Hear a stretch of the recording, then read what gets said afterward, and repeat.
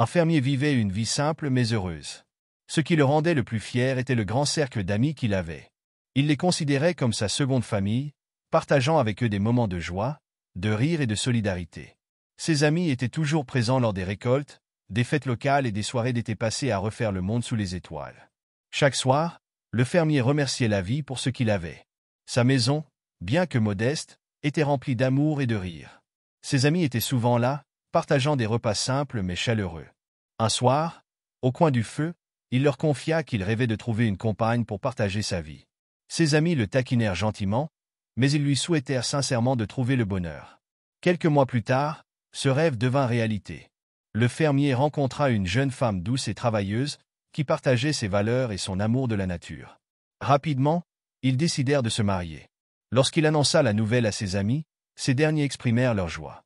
« Nous serons là pour toi, promirent-ils. » Les préparatifs du mariage commencèrent. Le fermier, débordé par les tâches à accomplir, accepta avec gratitude l'offre de son père de s'occuper des invitations.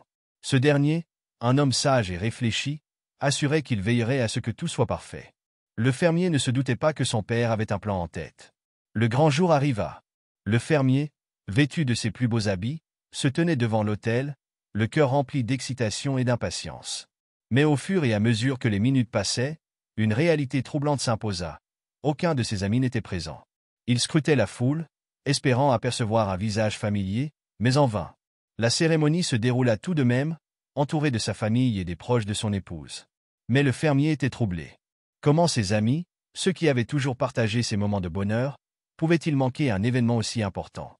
Après la cérémonie, alors que les festivités battaient leur plein, il ne put contenir sa frustration. Il alla trouver son père et lui demanda, la voix tremblante d'émotion. « Papa, qu'as-tu fait? Tu as oublié d'envoyer les invitations?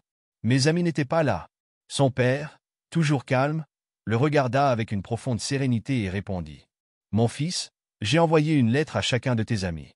Mais au lieu d'une invitation traditionnelle, j'ai écrit que tu avais besoin de leur aide pour un travail urgent, le jour de ton mariage. » Ces mots laissèrent le fermier sans voix. Il était abasourdi, tentant de comprendre pourquoi son père aurait fait une telle chose. Mais pourquoi, papa? Pourquoi leur avoir demandé de l'aide ce jour-là? Le père posa une main paternelle sur l'épaule de son fils et expliqua, avec gravité. « Mon fils, il est facile d'être entouré d'amis dans les moments de joie.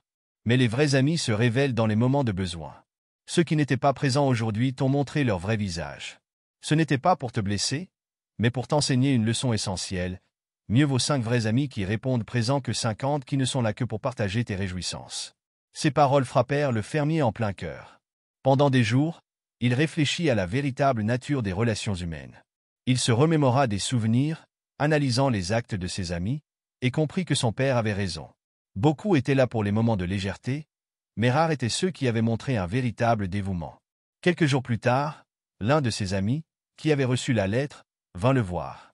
Cet ami, à la fois confus et inquiet, s'excusa de ne pas être venu au mariage. Il expliqua qu'il avait supposé que l'appel à l'aide était une erreur, car il ne pouvait pas imaginer que le fermier ait besoin d'aide un jour aussi joyeux.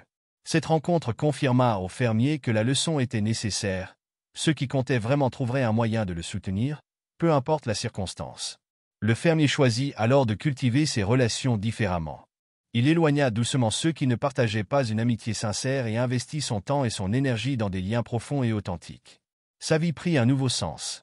Bien qu'il ait moins d'amis autour de lui, il se sentait plus entouré que jamais. Moralité. Dans un monde où les relations semblent souvent éphémères, il est essentiel de discerner qui sont nos vrais alliés. La qualité des liens compte bien plus que la quantité. Les vrais amis ne sont pas ceux qui partagent nos rires, mais ceux qui partagent nos larmes et répondent présents quand nous avons vraiment besoin d'eux.